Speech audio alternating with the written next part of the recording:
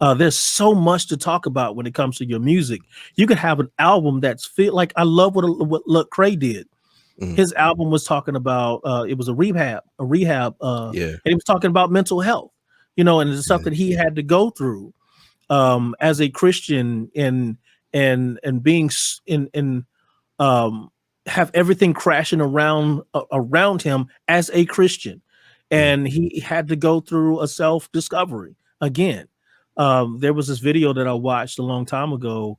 Um, I'm sorry, it's not a long time ago. It's a few weeks back, about him going back and looking at how he used to be, how he used to present himself at just interviews. mhm. And I when I saw it, I was just like, oh, let me hear this, because I've heard a lot of people talk about how you changed. You don't Yeah. talk about Jesus a And that was lot and all actually this gonna be other stuff. Yeah, my next question for you yeah, when you brought him up, because a lot of people always right. question that about him. But yeah, go ahead. Yeah. So to be honest with you, I applauded it, because one of my favorite albums that he did was not an album at all. It was his mixtape Church Clothes. I loved how he came and talked about other types of issues, other types of things.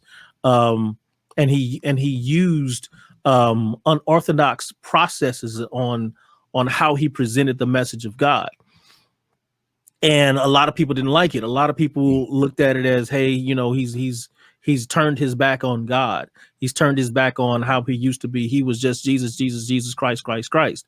yeah. But this particular video that I saw him go back and listen to him talk, it was crammed, filled with Jesus, and how he explained it, because how he how some people articulate things is not always the truth on what's actually going on and what's Mm, actually going on in your mind. You're only hearing the output of what's being put out there, but you don't know what's going on in somebody's mind unless you ask them. And that's what I appreciated about this particular video, was that he talked about what was actually going on in his mind. And so he was thinking too much about, hey, I got to put this in, I got to put that mm, in, I got to put this in, I got to say Jesus all through this, to make sure that you over communicate the gospel and stuff like that. And so he started to, kind of just say that, hey, that was all well and good, but at the same time, you need to know who you are and let your light shine, and people know what you're about. You don't have to over communicate the gospel and try to cram Jesus down everybody's throat, you mm, know. yeah. And that's good for the super Christians, but for the people who we're trying to reach, they don't even want to hear that stuff.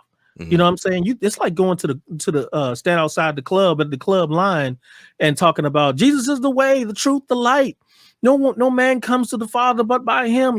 All y'all going to hell. You got to get saved and all this other stuff. And it's like you're not reaching anybody doing that type of stuff. If you're going, and that's our main focus on what we're trying to do, is mhm, reach the lost. mhm, Okay. Now, if you're there to empower other Christians, by all means, Jesus, God all day. But when it comes to actual people, the actual people that who have turned their back on God, one of the reasons why is because it was crammed down their throat. And yeah, so Lecrae started to realize who his real audience is. And so he fashioned his message in a way that it reached them.